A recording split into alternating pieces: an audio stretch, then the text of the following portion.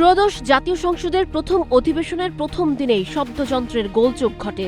তাতে অধিবেশন শুরুতে বিলম্ব হয়। আপত্তি ওঠে হেডফোন নিয়েও।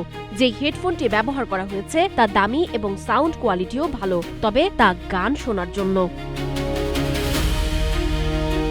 যদিও প্রকল্প পরামর্শকের মত ছিল ওজনে হালকা, কনফারেন্সের জন্য উপযোগী হেডফোন সংযোজনের, যেমনটি সংসদে আগেও ব্যবহৃত হয়েছে। 2 দিনের অধিবেশনেই এমপিরা ভুগছেন অস্বস্তিতে। দাবি উঠেছে হেডফোন পরিবর্তনের।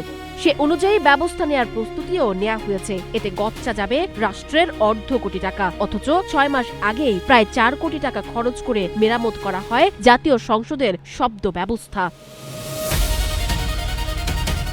জাতীয় সংসদের কারিগরি বিষয় দেখভাল করে গণপূর্ত বিভাগ। এই কাজে প্রাথমিকভাবে 23 কোটি টাকার প্রস্তাব করে গণপূর্ত বিভাগ। জীবন অবাক না করলে কে করবে? 28% মিল্ক ফ্যাটের অবাক করার সাথে ফ্রেশ মিল্ক পাউডার। জীবন অবাক করুক প্রতিদিন। লারোস ভিডেক্যাম নামক এক বিশেষজ্ঞকে পরামর্শক নিয়োগ দেওয়া হয়। পুরো সিস্টেম পরিবর্তন না করে শুধুমাত্র লুট হওয়া যন্ত্রাংশ পুনর্স্থাপন করে শব্দ ব্যবস্থা চালু করা সম্ভব বলে মত দেন তিনি। 3 কোটি 81 লাখ টাকা প্রস্তাব করে কাজটি পায় আমানত এন্টারপ্রাইজ। ঠিকাদার সোর ব্র্যান্ডের প্রতিটি 12,500 টাকায় 428টি হেডফোন সরবরাহ করে 53.5 লাখ টাকায়। গণপূর্ত অধিদপ্তরের তত্ত্বাবধায়ক প্রকৌশলী মাহবুবুল হক চৌধুরী বললেন, বিদেশি বিশেষজ্ঞের পরামর্শ নিয়ে বিশ্ববিখ্যাত সুরে ব্র্যান্ডের হেডফোন এখানে সন্নিবেশিত করা হয়েছে। এটি অত্যন্ত ভালো কোয়ালিটির পণ্য।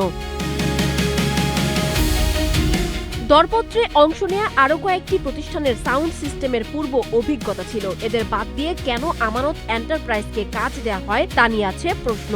প্রতিষ্ঠানটির মালিক রিফাত রহমান বলেন, আমাদের অভিজ্ঞতার ঘাটতি এমন না, কোনো ধরনের খুঁত যাতে না থাকে, কাজে যাতে কোনো সমস্যা না হয়, আমরা বাহির থেকে বিশেষজ্ঞ এনেছি।